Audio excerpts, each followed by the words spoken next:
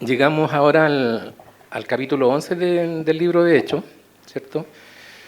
En el capítulo 10 que estudiamos la semana pasada, comenzamos a ver cómo Dios empieza a abrir la puerta, ¿cierto?, del Evangelio hacia los gentiles a través del apóstol Pedro, ¿ya? Y así el Señor empieza a llevar adelante el cumplimiento de su plan, ¿cierto?, que nos mostró al inicio del libro. ¿Se acuerdan? Cuando partimos del libro de Hechos, vimos el versículo 8 del capítulo 1, que dijimos que era el versículo clave del libro, donde el Señor le dice a sus discípulos: pero recibiréis poder cuando haya venido sobre vosotros el Espíritu Santo, y me seréis testigos en Jerusalén, en toda Judea, en Samaria y hasta lo último de la tierra. Y dentro de lo que hemos estudiado, ¿cierto?, ya vimos el cumplimiento en Jerusalén, cuando estudiamos los capítulos del 1 al 7. Estamos viendo el cumplimiento en Judea y Samaria también, en los capítulos 8 hasta el 12 que vamos a ver. Y al mismo tiempo estamos viendo el inicio de la apertura del Evangelio a los gentiles. Ya comenzó ahora con el nacimiento de la iglesia en Antioquía, que vamos a ver en este capítulo, que va a estar conformada principalmente por gentiles. Se va a dar inicio al cumplimiento de la última parte, ¿cierto?, del plan del Señor de llevar el Evangelio hasta lo último de la tierra. Y ahí principalmente en los capítulos del 13 al 28. ¿Ya? Y al mismo tiempo que Dios va cumpliendo, ¿cierto?, su plan, hemos visto también cómo Dios va moldeando y transformando la vida, ¿cierto?, de Saulo y de Pedro, ¿ya?, principalmente de ellos. El capítulo 11 del libro de Hechos que vamos a ver hoy día es prácticamente un resumen de lo que vimos ya en el capítulo 10, ¿ya? Con alguna pequeña información adicional, pero básicamente es eso. Y desde el versículo 1 al 18, Pedro va a dar una especie de defensa o explicación, ¿cierto?, de lo que pasó en la casa de este gentil Cornelio, ¿ya? Cuando él llega a Jerusalén, ¿cierto?, los que eran llamados los de la circuncisión, que empiezan a disputar con Pedro por lo que él había hecho. Entonces Pedro tiene que entregar explicaciones. Y recordando lo que habla Lucas respecto a los de la circuncisión, sabemos que eran creyentes, eran hermanos en la fe, pero tenían muy arraigada todavía la ley y las tradiciones judías, ¿ya?, a diferencia de los gentiles, obviamente. Entonces, vamos a ver también aquí cómo dentro de la iglesia que se está formando se comienza a marcar dos tendencias, ¿ya? La de los cristianos hebreos, o los de la circuncisión, como llama ahí Lucas, que se apegaban a las tradiciones del pueblo judío y que en su mente ellos tenían que los nuevos creyentes gentiles que llegaran a la iglesia debían incorporar todas las prácticas judías que ellos ya hacían, ¿ya?, principalmente la circuncisión. Y por otro lado están los de los creyentes de origen gentil, aquellos creyentes que no eran judíos y que no practicaban estas costumbres, ¿ya?, y no consideraban necesario tampoco hacerlo, ¿ya? Y estas diferencias permanecen en el libro de Hechos. Aquí como que baja un poco la intensidad, pero vamos a ver que en el capítulo 15 del libro de Hechos vuelve a surgir la problemática, al punto de que tienen que zanjarse esto en un, ¿cómo se llama?, concilio, ¿cierto?, donde ya se define qué era lo que a los gentiles se les podía o se les iba a pedir, ¿ya? Entonces, si vamos al texto de hoy día, en Hechos 11, versículo 1, dice: oyeron los apóstoles y los hermanos que estaban en Judea, que también los gentiles habían recibido la palabra de Dios. La noticia de lo que había pasado con los gentiles en la casa de Cornelio corrió rápido, ¿ya?, como corren todas las noticias, buenas o malas, ¿cierto? Tanto así que llegó antes que Pedro llegara. Llegó primero la noticia y Pedro todavía no llegaba, ¿ya? ¿Cuál era esta noticia? Que también los gentiles habían recibido la palabra de Dios, es decir, habían creído en Cristo, había descendido sobre ellos el Espíritu Santo y habían sido bautizados en agua, ¿ya? Y esta noticia provocó un impacto fuerte en los creyentes hebreos, ¿ya? Ellos no les cabía en la mente cómo era posible que Dios realizara la misma obra que había realizado con ellos, ¿ya?, en algún minuto, cuando vimos en Hechos 2 la venida del Espíritu Santo sobre los creyentes, hebreos.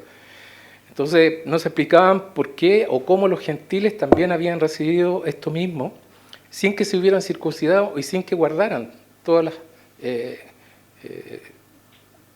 las costumbres, ¿cierto?, del pueblo judío.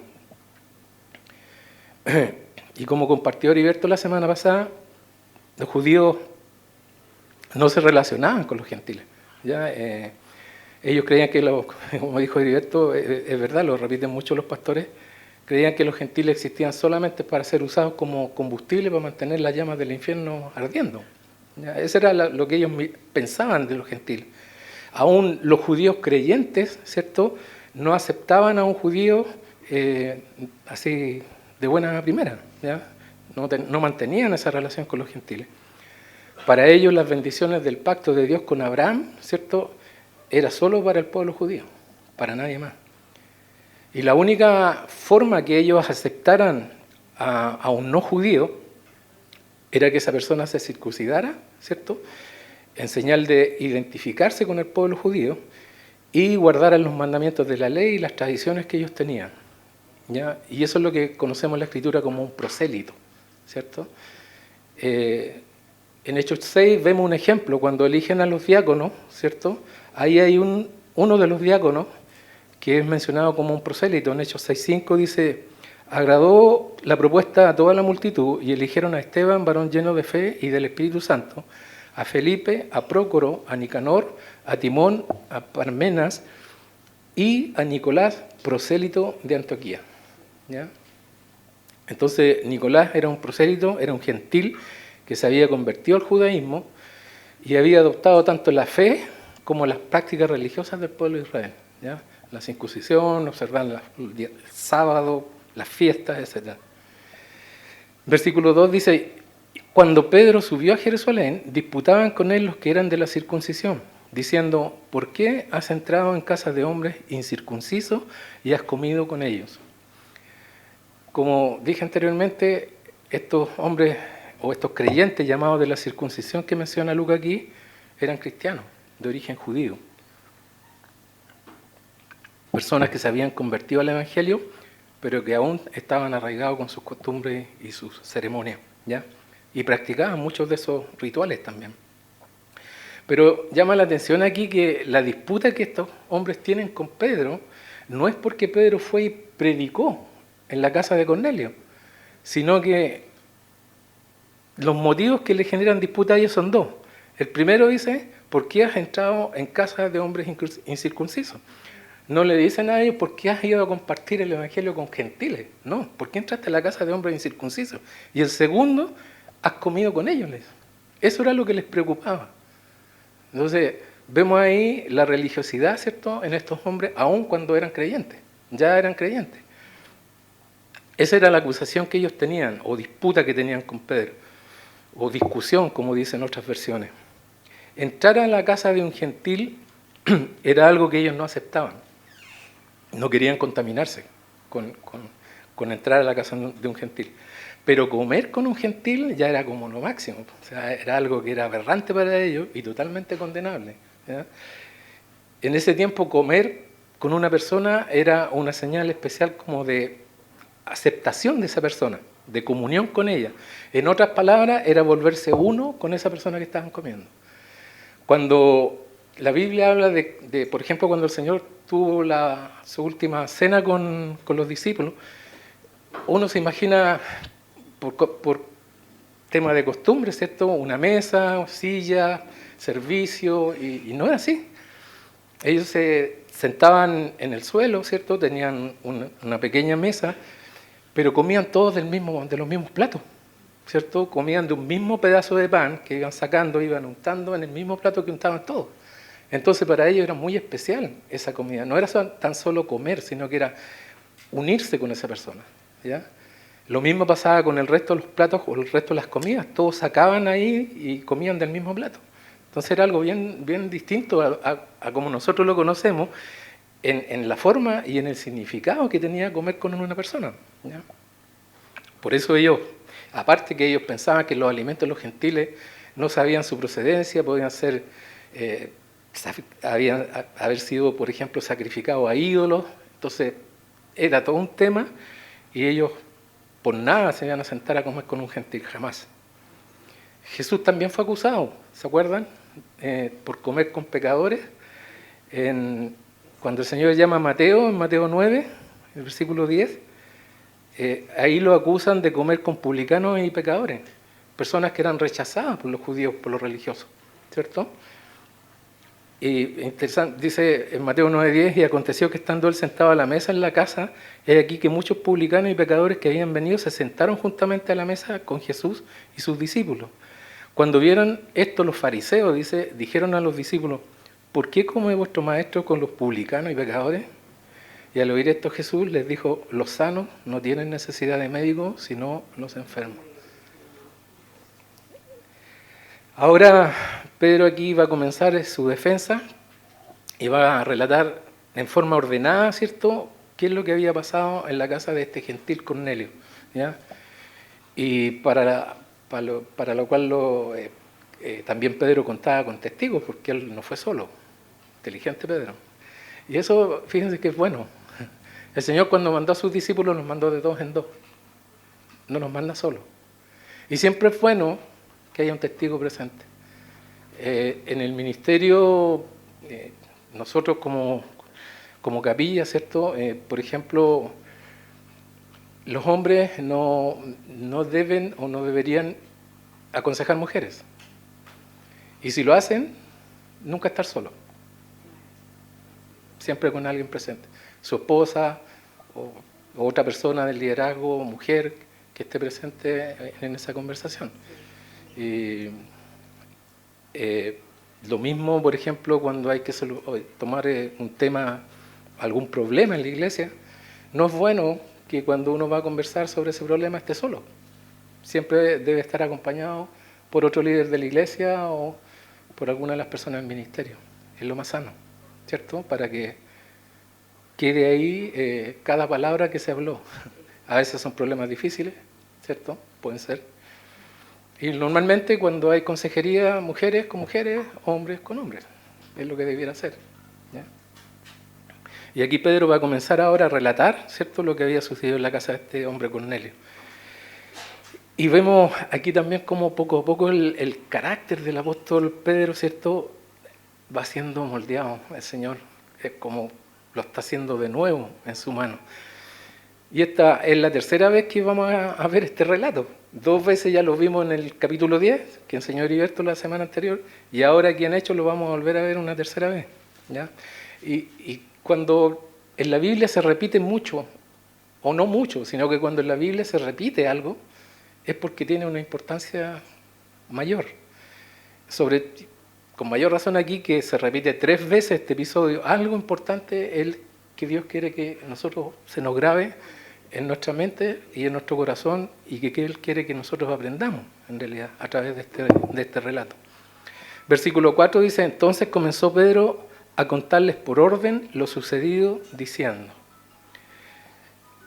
Algo que se hace notar aquí, vemos la humildad en la actitud que tiene Pedro, ¿cierto?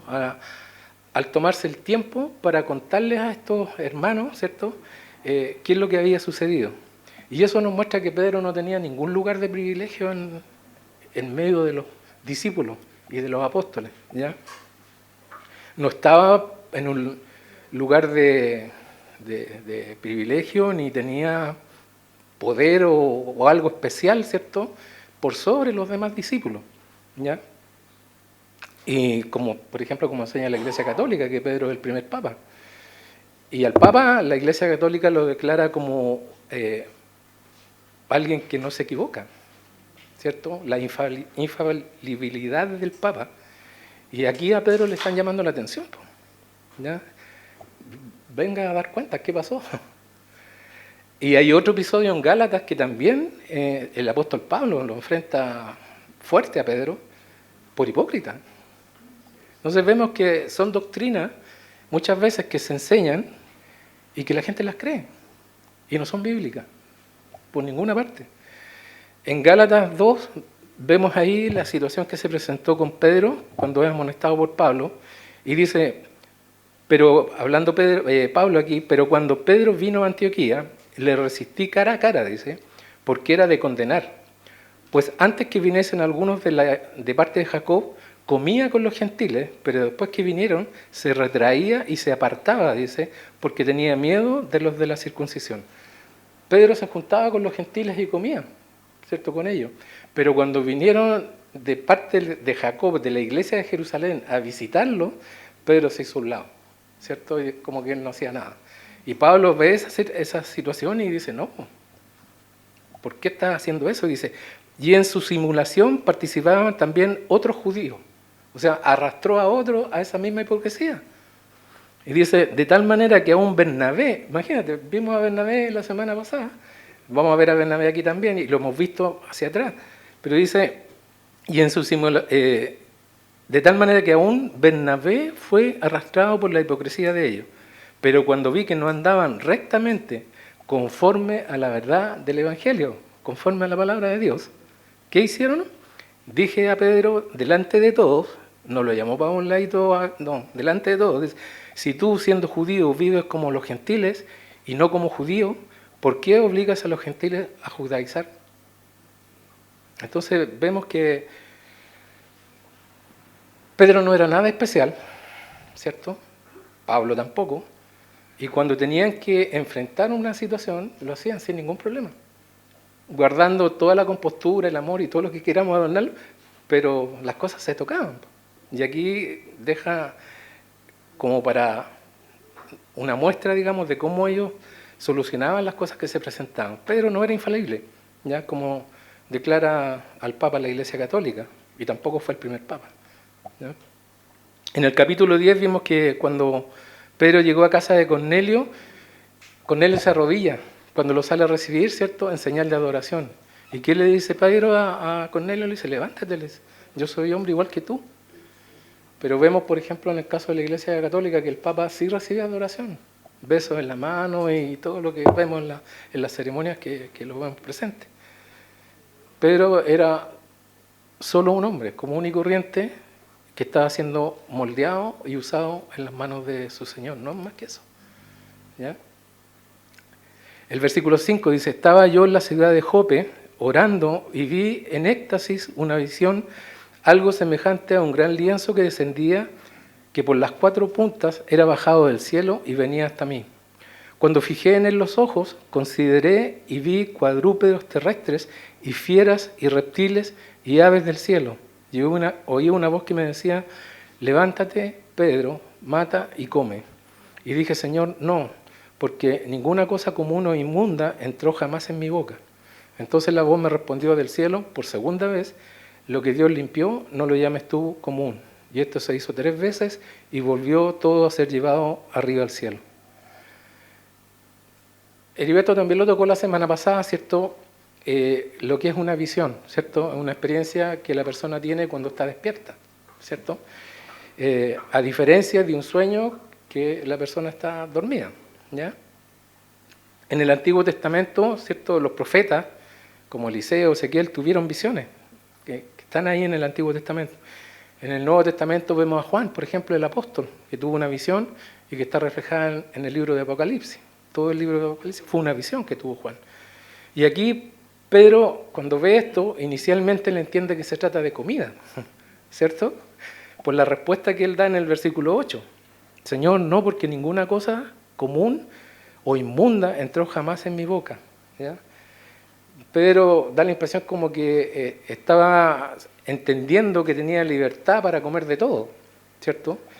Pero el punto central del relato es lo que la voz del Señor le dijo en el versículo 9. Lo que Dios limpió, no lo llames tú común.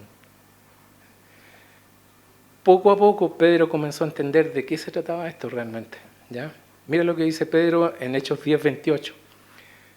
Y les dijo, vosotros sabéis cuán abominable es para un varón judío juntarse o acercarse a un extranjero, pero a mí me ha mostrado Dios que a ningún hombre llame común o inmundo.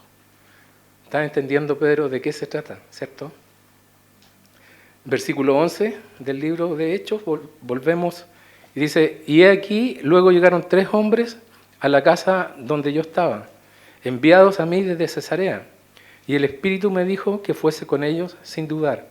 Fueron también conmigo estos 6 hermanos y entramos en casa de un varón, quien nos contó cómo había visto en su casa un ángel que se puso en pie y le dijo, envía hombres a Jope y haz venir a Simón, el que tiene por sobrenombre Pedro.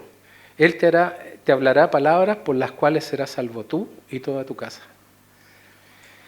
Vemos aquí nuevamente a Dios obrando en ambos lados, ¿cierto? Ordenadamente, como siempre lo hace el Señor. Por un lado le da la visión a Pedro y por otro lado le da la visión a Cornelio, ¿ya? Ambos, Pedro y Cornelio, sabían lo que tenían que hacer, ¿ya? No hay un desorden cuando Dios trabaja. Así trabaja el Señor, ordenadamente, ¿ya? Dios es un Dios de orden y lo vemos a través de toda la Biblia. Y siempre trabaja en esa forma, ordenada. Y aquí en el versículo 14 nos muestra una promesa que Dios le da particularmente a Cornelio. Ya dice, Él te hablará palabras por las cuales serás salvo tú y toda tu casa. No es una promesa que se cumpla para todos, ¿ya? Muchas veces pasa que una persona en la familia, ¿cierto?, se convierte a Cristo y nadie más llega al Evangelio. Entonces no es una promesa, la Biblia dice que si yo me convierto, toda mi casa va a ser salva. No es así. En el carcelero de Filipo también tuvo una promesa de la misma naturaleza. El Señor le dijo que iba a ser salvo él y toda su casa. Aquí a Cornelio le dice lo mismo, ¿ya? Ahora, ¿Dios quiere que todos se conviertan? Por supuesto que sí, claro que sí. Así que es como un llamado de atención también para nosotros. Muchas veces nosotros llegamos al Evangelio y el resto de nuestra familia no. Pero tenemos que pensar un poquito porque si tenemos familia que no ha llegado a Cristo, probablemente Dios quiere usarte a ti como un instrumento para alcanzar a tu familia, ¿cierto? Porque Dios dice que sí, Él quiere que todos vengan a salvación, ¿ya? Y eso es una responsabilidad grande, porque demanda de parte del creyente vivir una vida, ¿cierto?, como Dios nos ordena vivirla, en su palabra, testimonio. De otro modo, ¿qué testimonio le podemos dar a esa familia que no es creyente? Y que muchas veces nos va a cuestionar por ser cristiano. Yo llegué a Cristo en medio de mi familia que era católica y no fue nada agradable al principio, ¿ya? Te cambiaste de religión, ahora soy canuto, cosas como esas. ¿Qué interés podría en tener un no creyente de la familia en venir a Cristo si el creyente de la familia vive su vida como a él le da la real gana? Ninguno. Prefiero quedarme como estoy, ¿cierto? Muchas veces eso le explico. Ser cristiano va a ser como tú. No, prefiero quedarme así como estoy. Feo. Y eso pasa más de lo que nosotros creemos. Hay veces que el creyente es el principal obstáculo para que la familia venga a Cristo, por su testimonio. No hablo de perfección, siempre digo, no estamos hablando de perfección. Todos somos pecadores, ¿cierto? Y cometemos falta, y la diferencia entre nosotros y un no creyente es que el Espíritu Santo no te deja ignorante de eso que está mal. Y como creyentes tienes la opción de ir a Cristo y pedirle perdón y volver a empezar, ¿cierto? No practicamos el pecado, pero sí pecamos. Pero no es la constante en la vida del creyente. No debiera ser. Versículo 15 dice, y cuando comencé a hablar, cayó el Espíritu Santo sobre ellos también, como sobre nosotros al principio. Esa fue como la confirmación de parte de Dios, ¿cierto?, que el Evangelio estaba abierto para todos los gentiles. Mira lo que dice Pablo en 1 Corintios 12, versículo 13. Dice, porque por un solo Espíritu fuimos todos bautizados en un cuerpo, sean judíos o griegos, sean esclavos o libres, y a todos se nos dio a beber de un mismo espíritu. Entonces, a partir de este punto, la iglesia va a estar conformada por judíos y gentiles sin diferencia, para todos igual. Versículo 16 dice, Entonces me acordé de lo dicho por el Señor cuando dijo, Juan ciertamente bautizó en agua, mas vosotros seréis bautizados con el Espíritu Santo. Y es importante lo que dice Pedro aquí porque lo que Pedro está haciendo aquí bajo la dirección del Espíritu Santo es poner el respaldo bíblico a lo que está pasando, ¿ya? A esa experiencia que están viviendo. Pone la Escritura como respaldo de todo lo que le está pasando con los gentiles. Y lo que el Espíritu Santo trae a la mente de Pedro es lo que primeramente fue profetizado por Juan el Bautista, ¿cierto? Y después repetido por el Señor Jesús. En Marcos 1:8 dice Juan el Bautista, yo a la verdad os he bautizado con agua, pero él os bautizará con el Espíritu Santo. Y Jesús en Hechos 1:5 dice también, porque Juan ciertamente bautizó con agua, mas vosotros seréis bautizados con el Espíritu Santo dentro de no muchos días. Entonces no es algo que se le ocurrió simplemente a Pedro, ¿ya? Es algo que todo lo que está pasando está siendo respaldado por la palabra de Dios. Y eso es importante para nosotros como creyentes, porque sobre todo en los tiempos que estamos viviendo, ¿ya? Para muchas iglesias, y cuando digo iglesias digo creyentes, ¿cierto? Es más importante la experiencia que lo que dice la palabra de Dios. Y vemos iglesias que son muy dadas a este tema de las experiencias, llenas de gente. Pero las iglesias donde se enseña la Escritura normalmente son mucho menos gente la que existe, ¿ya? ¿Por qué? Porque no hay nada nuevo, no hay experiencia, no hay esa cosita que alimenta las sensaciones, ¿cierto? Y por las cuales se deja llegar la gente. Pero cuando salimos de aquí para afuera estamos sin esa experiencia. Ahí estamos en medio de la lucha real. Y lo único que nos va a dar fuerza y victoria allá afuera es la Escritura. Lo que nos enseña la palabra de Dios, ¿ya? Ahora, es peligroso, ¿por qué? Porque si nos dejamos llevar solamente por la experiencia, lo más probable es que vamos a terminar muy lejos de la verdad que habla este libro. Nos vamos a ir por la experiencia, no por lo que dice la Escritura. Ahora, Pedro, luego de este relato que hace, ¿cierto? Va a cerrar, yo digo, magistralmente con algo que los de la circuncisión no tienen cómo rebatir. Dice el versículo 17, si Dios pues les concedió también el mismo don que a nosotros que hemos creído en el Señor Jesucristo, ¿quién era yo que pudiese estorbar a Dios? Con eso cerró.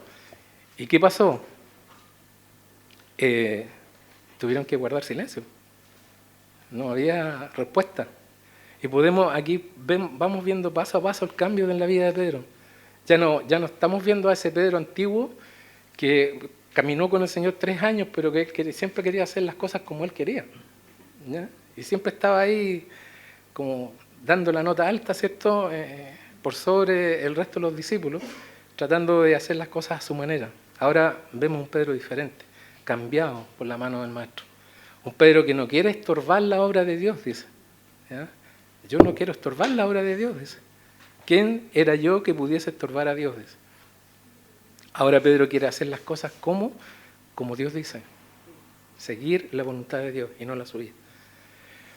Y muchas veces nosotros actuamos como ese Pedro antiguo también, ¿cierto? Queremos hacer las cosas a nuestra manera, ¿ya? Y es más, le decimos a Dios muchas veces qué es lo que tiene que hacer. Y si no me cree, fíjese usted muchas veces cómo oramos. Le damos instrucciones a Dios de lo que tiene que hacer o no tiene que hacer.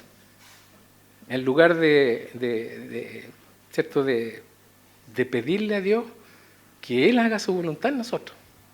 Cuando el Señor, los discípulos le pidieron orar, que les enseñara a orar, ¿cierto? Parte de la oración de Jesús que les enseñó, dice, hágase tu voluntad como en el cielo, así también en la tierra. Y lo más sabio que nosotros podemos hacer es orar para que Dios haga su voluntad en nosotros, ¿cierto? A veces vamos al Señor con algo que ya tenemos hecho y pedimos que el Señor lo bendiga. Y nunca le preguntamos si teníamos que hacerlo o no. Pero le pedimos que bendiga eso. Es al revés, pues.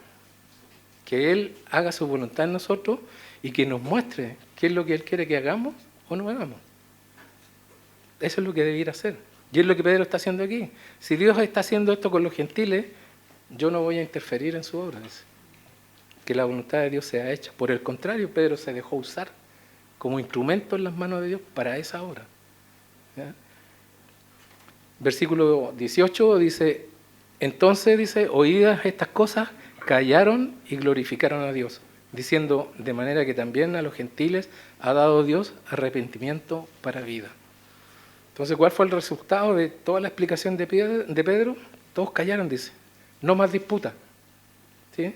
Entendieron que Dios estaba haciendo lo que Dios estaba haciendo y en lugar de pelear o disputar con Pedro, ahora glorifican a Dios por lo que está haciendo con los gentiles. Poco a poco van siendo moldeados, no solamente Pedro y Saulo, sino que el resto de los creyentes. La iglesia de Jerusalén aceptó a los creyentes gentiles, pero como dije, aún va a pasar mucho tiempo antes de que esto realmente se zanje, ¿ya? Cuando lleguemos al capítulo 15 lo vamos a ver. Ahora, como dijo también Heriberto la semana pasada, hay distintas opiniones sobre si Cornelio era o no era salvo antes de que Pedro llegara a la casa, ¿cierto? Algunos piensan que sí, otros piensan que no, y cada uno tiene su argumento, ¿ya? Pero la verdad es que no es tan importante si era o no era, ¿cierto? Lo más importante es lo que dice aquí en el versículo 18, de manera que también los gentiles ha dado Dios arrepentimiento para vida. Dios les ha dado arrepentimiento para vida. Estos gentiles, incluido Cornelio, escucharon el mensaje, se arrepintieron de sus pecados, recibieron a Cristo, el Espíritu Santo cayó sobre ellos, fueron bautizados y ahora tienen vida. Eso es lo que dice la Escritura. Sin Cristo no hay vida. Existimos, sí, nos movemos y hacemos todo lo que hacemos, pero no hay vida. El concepto de vida que Jesús nos habla en la Biblia. La Escritura dice en Juan 10:10 que dice Cristo hablando, yo he venido para que tengan vida y para que la tengan en abundancia. Y esa vida abundante que el Señor nos quiere dar, comenzamos a vivirla aquí, ¿ya? Cuando recibimos a Cristo como Señor y Salvador, ahí comenzamos a vivirla y a disfrutarla, desde ese momento en adelante, ¿ya? Y si no me cree, lea la epístola de Filipenses, lo que dice Pablo, la epístola del gozo, llaman a Filipenses. Pablo dice, regocijaos en el Señor siempre. Otra vez digo, regocijaos siempre. No en las buenas y en las malas no, en las buenas y en las malas. Confiando en que Dios tiene el control de nuestras vidas y de todo lo que hacemos, ¿ya? Ahora aquí Lucas va a dar un vuelco en su relato, va a dejar Jerusalén, Judea y Samaria y se va a enfocar en la primera iglesia gentil en Antioquía, ¿ya?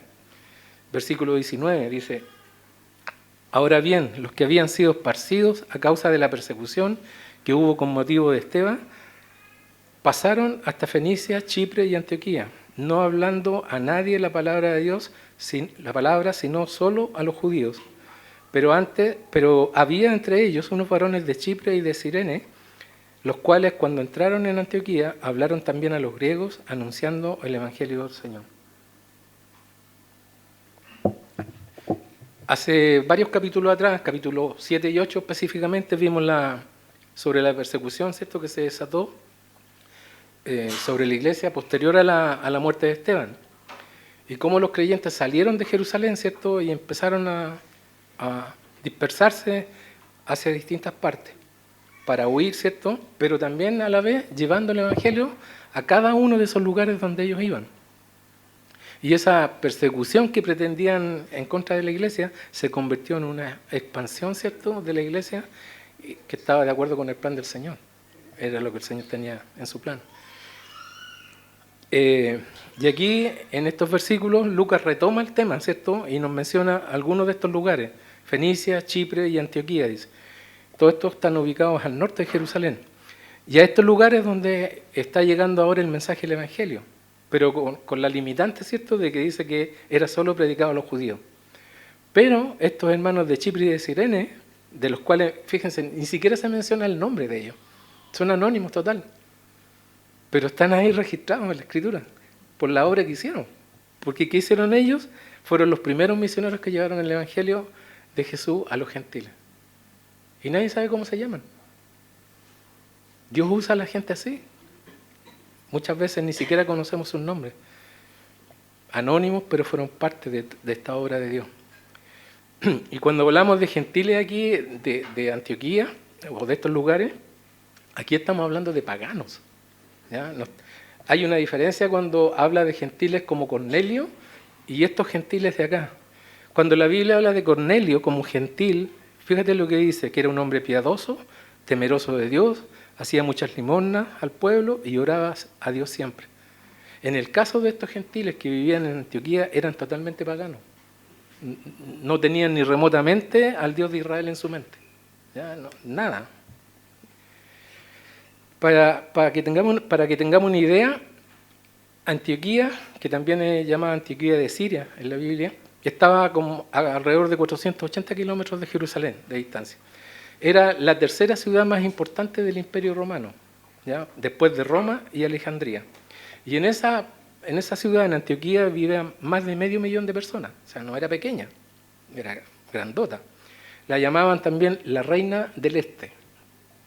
Y era una ciudad muy próspera por la cantidad de negocios que se hacían en ella. Pero en cuanto a lo que era moralidad, era la más inmoral, por sobre Roma y por sobre Alejandría. ¿Ya? Era terrible. Era una ciudad de pecados y placeres de día y de noche. ¿Ya?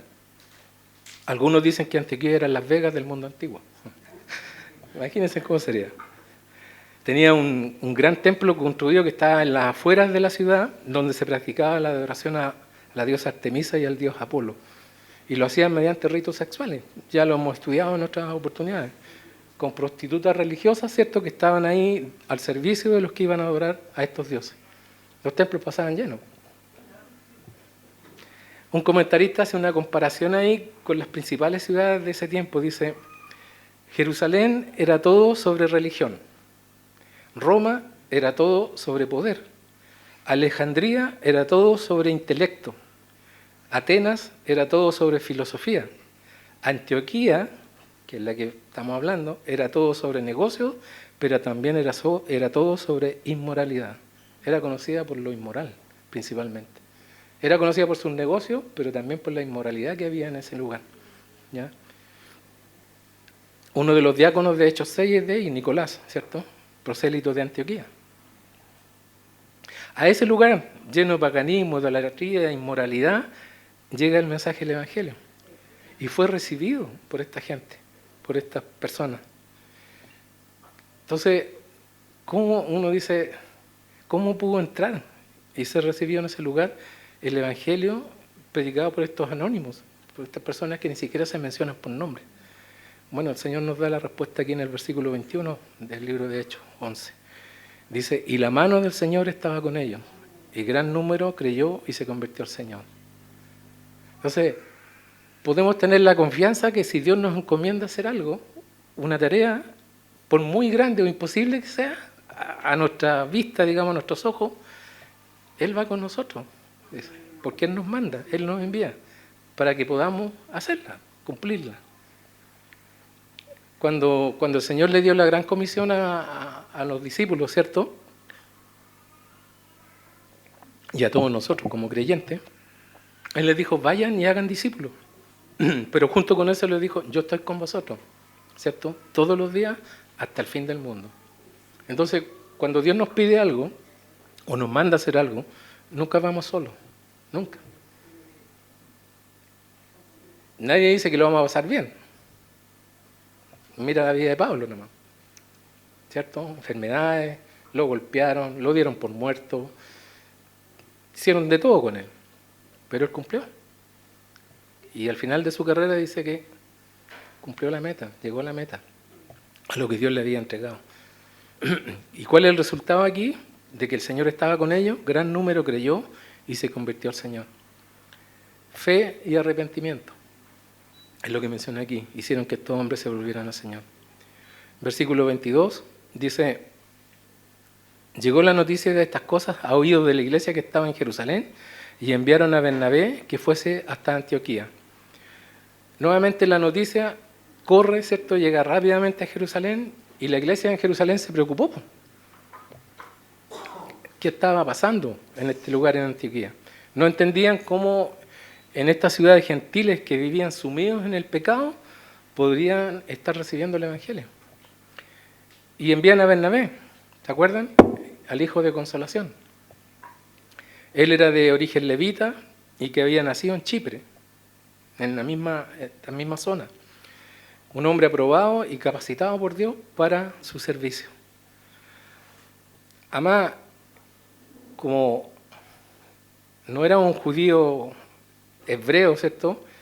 Era una persona que no estaba atado a los pensamientos judíos, ¿cierto? No tenía esas trancas de, no, esto es para los judíos nomás y para nadie más. No, era como el hombre perfecto para ir a ver qué es lo que estaba pasando con los gentiles en ese lugar. El versículo 23 dice, cuando llegó y vio la gracia de Dios, se regocijó y exhortó a todos a que con propósito de corazón permaneciesen fieles al Señor. Él no llegó y dijo, no puede ser que pase esto con si no se han circuncidado ni... No. Dice que él fue, vio la gracia de Dios, vio las maravillas que Dios estaba haciendo con estos gentiles, se regocijó, dice, se llenó de alegría. En lugar de cuestionar, se llenó de alegría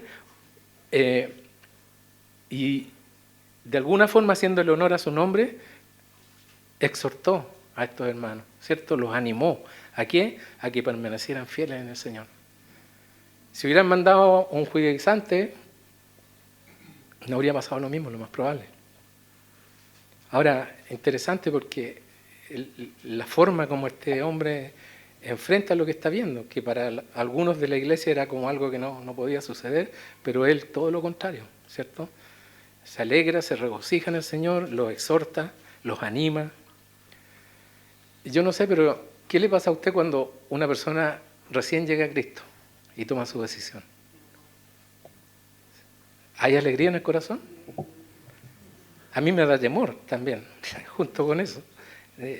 Porque es lo que pasa, claro, cuando vemos a un nuevo creyente venir al Señor. Vemos la gracia de Dios trabajando en la vida de esa persona, ¿cierto? Nos alegramos de que está creciendo, está caminando en el Señor. Le animamos también, pero a mí también me da temor, porque sabemos lo que viene, ¿cierto? Que va a pasar dificultades, ¿ya? Sabemos que eso va a pasar, entonces necesita ser encaminado en sus primeros pasos. Ahora, el versículo 24 nos ayuda a entender el por qué Bernabé reacciona de esta manera. Mira lo que dice el versículo 24. Porque era varón bueno y lleno del Espíritu Santo y de fe. Esas eran las características que tenía este hombre. Y las características que debiera tener todo creyente. Dice, y una gran multitud fue agregada al Señor. Varón bueno, lleno del Espíritu Santo y de fe. Pensaba el otro día cuando leía el texto, decía, bonito epitafio para una losa, al final de la carrera. La llegada de este hombre Bernabé y el trabajo ministerial que hizo en ese lugar provocó que una gran multitud fuera agregada al Señor, como dice este versículo 24. Versículo 25 dice, después fue Bernabé a Tarso para buscar a Saulo, y hallándole le trajo a Antioquía. Y se congregaron allí todo un año con la iglesia y enseñaron a mucha gente. Y a los discípulos se les llamó cristianos por primera vez en Antioquía. Como pasó al principio, aquí la iglesia en Antioquía empieza a crecer, ¿cierto? Y la tarea también empieza a crecer, junto con el crecimiento de la iglesia. Bernabé necesita ayuda. ¿Y qué hizo? Busca ayuda. ¿Ya? No se quedó ahí, no, yo soy el que estoy a cargo y no. Viaja a Tarso, que estaba a 185 kilómetros de Antioquía, para buscar a Pablo y traerlo a este lugar, a Antioquía, para trabajar en el ministerio que Dios estaba levantando. Ahora, no debe haber sido fácil encontrar a Pablo, ¿ya? Recuerden que Pablo está recorriendo lugares. En Gálatas 1:21 dice de que había ido a las regiones de Siria y de Cilicia. Y obviamente el encontrar a una persona, hoy día allá en ese tiempo no había Google, no había nada. O sea, tiene que haberse tomado su tiempo en recorrer y encontrarlo, preguntando dónde estaba, qué sé yo, hasta que dio con él. Pero vemos aquí la humildad de este hombre, ¿ya? De Bernabé. Él no tiene problema en reconocer sus limitaciones. Necesita ayuda y va por Pablo. ¿Por qué por Pablo? Porque Pablo lo conocía muy bien, ¿ya? No era desconocido para él. Para él era la persona ideal para ministrar en este lugar. Y vemos que Bernabé no tiene intereses personales. A él lo que le interesa o lo que le importa es lo que sea mejor para la obra de Dios. Y ese hombre era Pablo. Y los dos, Bernabé y Pablo, trabajaron juntos en este ministerio, dice, por todo un año, enseñando a mucha gente, nos dice Lucas. Un ministerio próspero. Dos hombres de Dios. Tanto así dice que es aquí donde por primera vez se les llamó cristianos a los discípulos. Hasta este punto a los discípulos les han llamado discípulos, santos, creyentes, hermanos, testigos, los del camino, pero ahora los van a llamar cristianos. Y cristiano significa perteneciente a Cristo, pequeños Cristos, en el fondo es lo que significa. A lo mejor lo hicieron de una forma burlesca, pero es el nombre que permaneció. ¿Por qué? Porque los gentiles veían reflejada la vida de Cristo en la vida de estos hermanos. Por eso los llamaron así. Pequeños Cristos. Versículo 27 dice, en aquellos días unos profetas descendieron de Jerusalén a Antioquía y levantándose uno de ellos llamado Agabo, daba a entender por el Espíritu que vendría una gran hambre en toda la tierra habitada, la cual sucedió en tiempos de Claudio. En aquellos días los profetas iban de lugar en lugar, ¿cierto? Eran como itinerantes, ¿ya? Y aquí iban de iglesia en iglesia. ¿Qué es lo que hacían? Ejercitar el don que el Señor les había dado. La función del profeta en el Nuevo Testamento principalmente era hablar la palabra de Dios. ¿Para qué? Dice la Escritura, para edificar, exhortar y consolar. En 1 Corintios 14:3 dice, pero el que profetiza habla a los hombres para edificación, exhortación y consolación. Hechos 15:32 también dice, y Judas y Silas, como ellos también eran profetas, ¿qué hicieron? Consolaron y confirmaron a los hermanos ¿con qué? Con abundancia de palabras. Eso es lo que hacían.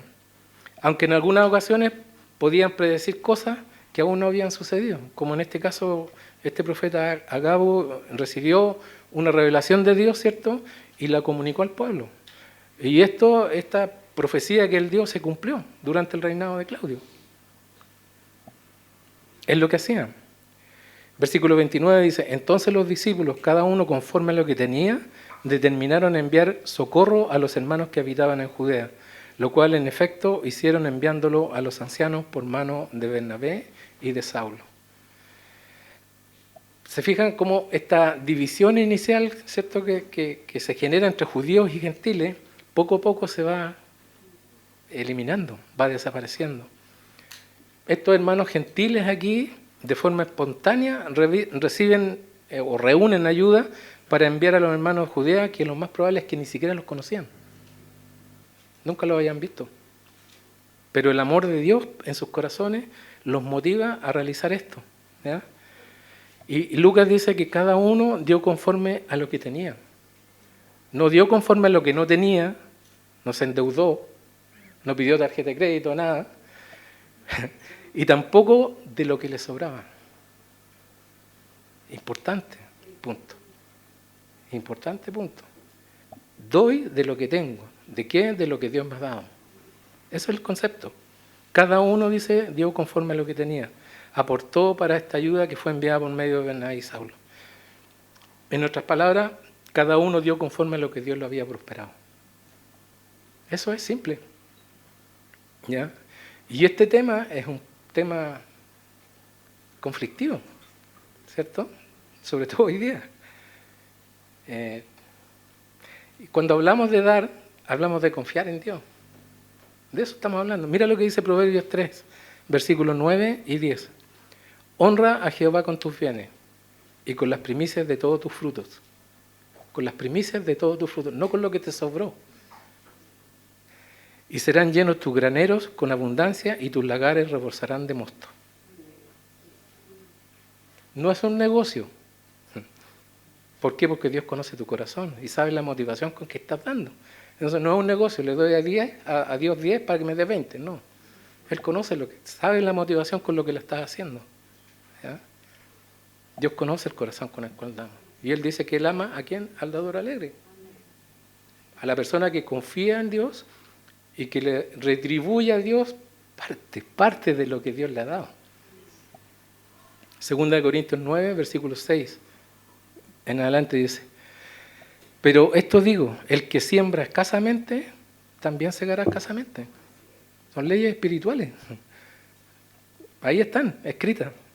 Y el que siembra generosamente, generosamente también segará. Cada uno dé como propuso en su corazón. Fíjate lo que dice Pablo, no con tristeza. Chuta, tengo que dar. No, no con tristeza, ni por necesidad. No, tengo que dar porque si no, ¿qué van a decir los...? No. Porque Dios ama, dice, al dador alegre. Y poderoso es Dios. Fíjate lo que dice después. Y poderoso es Dios para hacer que abunde en vosotros toda gracia, a fin de que, teniendo siempre en todas las cosas lo suficiente. ¡Qué promesa! Abundéis para toda buena obra. O sea, no solamente me da para todo lo que necesito, sino que además para que ayude. Déjenme leérselo en otra versión, esos mismos versículos. Recuerden lo siguiente, dice: un agricultor que siembra solo unas cuantas semillas obtendrá una cosecha pequeña. Es lógico. Pero el que siembra abundantemente obtendrá una cosecha abundante. Cada uno debe decidir en su corazón, dice, cuánto dar. Y no den de mala gana, ni bajo presión, porque Dios ama a la persona que da con alegría. Y Dios miren lo que dice al final, y Dios proveerá con generosidad todo lo que necesiten. Entonces siempre tendrán todo lo necesario, no lo que yo quiero, todo lo necesario, y habrá bastante de sobra para compartir con otros. O sea, si alguien no entiende eso, pero es algo personal, decisiones. El tema del dinero no es un tema que nosotros toquemos mucho como capilla, mejor dicho, casi nunca, salvo que toquen el texto que estamos estudiando. Y la razón es simple, porque primero, lamentablemente, es un tema que está muy manipulado por la Iglesia cristiana y todos hemos sido testigos de los abusos que se han cometido, ¿cierto? Eso es una realidad. Y segundo, como iglesia, como capilla, confiamos en la provisión de Dios. Y creo que es la razón más importante. Hemos visto su mano sustentar este ministerio siempre, hasta en los momentos más difíciles. Ustedes no lo creerían, pero hemos pasado momentos difíciles. Solo una muestra. Cuando se produjo el quiebre la última vez en la iglesia, que el pastor cayó en pecado y todo lo que pasó, mucha gente salió de la iglesia aquí. Y los que quedan antiguos saben eso. Y salieron siguiendo una versión que no era la versión real, dada por esta persona. Algunos preguntaron, y a los que preguntaron se les dijeron más detalladamente las cosas como habían pasado. Pero muchos tomaron la decisión de salir de acá. Y las primeras reuniones estaban los músicos tocando y habían 3, 4 personas sentadas aquí. Y ustedes entenderán que el arriendo, la luz, el agua y todos los gastos siguen adelante. Y yo me acuerdo de ese tiempo. Me acuerdo que entraba a la oficina de Heriberto y le decía: Heriberto, ¿qué vamos a hacer? ¿Cómo vamos a hacer para pagar este mes? Hermano, nunca nos faltó nada. El mes, no sé cómo llamarlo, pero fue al peso. Así, un peso nosotros. Nunca tuvimos que hacer nada aparte de confiar en el Señor y orar. Es real. Ninguna de las personas que trabajamos acá en la iglesia, entre comillas, ¿cierto? Ni las que ayudan en el ministerio, nadie recibe pago aquí. Nadie. Todos tienen sustento de sus trabajos y por lo tanto todo lo que hacemos acá es voluntario, solamente por el llamado que Dios ha puesto en el corazón de cada uno. Y Dios ha sido fiel, tanto en forma personal como también como iglesia. Entonces por eso digo, dar, creer las promesas de Dios, obedecer las promesas de Dios es algo entre usted y el Señor. Nada más, personal, totalmente. Dios nos muestra en su palabra lo que Él quiere que nosotros hagamos con respecto al dar. Y de nosotros depende creerle a Dios y obedecerlo o hacerlo a nuestra manera. Nadie nos presiona ni nada. Nosotros decidimos si queremos ser dadores alegres por el Señor, como dice Pablo. Así que eso solamente para comentar sobre estos versículos. Para terminar, quiero resaltar 2 puntos nomás. El mensaje de este capítulo es claro. No debemos hacer excepción de personas, ¿cierto? Cristo murió por todo, hasta por los corazones más difíciles, ¿sí? Y el Señor quiere que todos vengamos a salvación. Eso es. En 1 Timoteo 2, 1 al 4 dice: exhorto, dice Pablo, ante todo, que se hagan rogativas, oraciones, peticiones y acciones de gracias por todos los hombres, dice, hasta por los más difíciles, por los reyes y por los que están en eminencia, dice, para que vivamos quieta y reposadamente en toda piedad y honestidad. Imagínate. O sea, lléguelo al tiempo nuestro, por los presidentes, senadores, diputados, sean del color que sean. ¿Por qué dice? Para que vivamos quieta y reposadamente en toda piedad y honestidad. O sea, la oración hoy día está fallando, porque no estamos viviendo en esas condiciones, falta oración. Y el versículo 3 dice: porque esto es bueno y agradable delante de Dios nuestro Salvador. Ese es el motivo más importante, ¿cierto? El cual quiere que todos los hombres sean salvos y vengan al conocimiento de la verdad. Ese es el deseo de Dios. Pero para que eso se haga realidad, nosotros, ¿cierto?, los creyentes, debemos hacer honor al nombre que llevamos. Ser dignos de ser llamados cristianos, como decía Lucas acá. ¿Recuerdan? Pequeños Cristos. Que la vida de nosotros refleje la vida de Cristo. Esa es la meta. Si queremos que el mensaje del Evangelio que llevamos realmente tenga eco en las personas que van a escuchar, y no estoy hablando solamente de predicar, no, cuando uno comparte, compañero de trabajo, compañero de colegio, universidad, vecino, lo que sea, debe reflejar la vida de Cristo en nuestras vidas. Alguien dijo por ahí que muchas veces las personas, la única Biblia que van a leer es nuestro testimonio de cómo actuamos, cómo somos, cómo vivimos como cristianos. A lo mejor nunca van a leer una Biblia, pero sí van a estar mirando cómo estén, porque saben que es cristiano. Efesios 4, 1 en adelante dice: yo pues, preso en el Señor, os ruego, dice Pablo, que andéis como es digno de la vocación con que fuiste llamado. ¿Cómo es eso? Con toda humildad, mansedumbre, soportándonos con paciencia los unos a los otros en amor. Nos pide cosas difíciles, solícitos en guardar la unidad del espíritu en el vínculo de la paz. Un cuerpo, un espíritu, como fuisteis también llamados en una misma esperanza de vuestra vocación. Un Señor, una fe, un bautismo. Un Dios y Padre de todos, el cual es sobre todos y por todos y en todos. Esa es la tarea. Vivir, como dice Pablo aquí, como es digno de la vocación con que fuiste llamado. Que Dios nos dé de su Espíritu Santo para poder cumplir con esto, porque no es fácil. Solo no podemos. Es imposible, ¿cierto? Somos cristianos hasta que nos pisan los callos. Me pisó el callo y hasta ahí llegó el cristiano, y el amor de hermano. En lugar de sentarnos como habla aquí, ¿cierto?, en el vínculo de la paz, ¿cierto?, y todo, conversar los temas, muchas veces no estamos así. Explotamos nomás. ¡Pah! Y después ya salió. Ya salió. El daño está hecho. Vamos a orar.